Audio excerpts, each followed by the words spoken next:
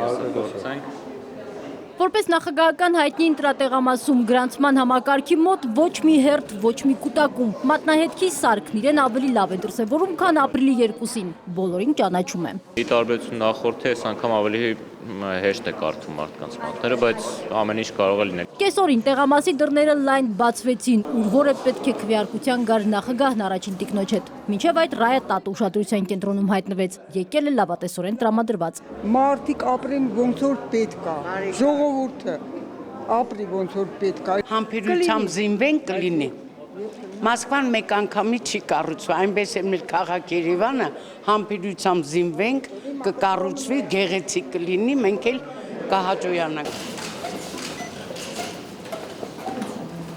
Նախագահի քվեարկությունը 2 րոպե տևեց, ոչ ավելի։ Տեխնիկական մասնագետը ոնց դիրքավորվել էր գրանցման համակարգի մոտ, այդպես էլ մնաց ամբողջ ընթացքում։ Թեև նրա միջամտության կարիքը չեղավ։ Այս անգամ սարքը ճանաչեց Սերժ Սարգսյանի մատնահետքը երկրորդ փորձից։ Աջ դեռքի մատը ճանաչեց։ Քվեարկելուց հետո նախագահը միանգամից չհեռացավ տեղամասից։ Գլխով բարևեց լրագրողներին ու ժամի հարցին պատասխանեց։ Այս քվեարկությունից հետո ինչ կփոխվի Երևանում։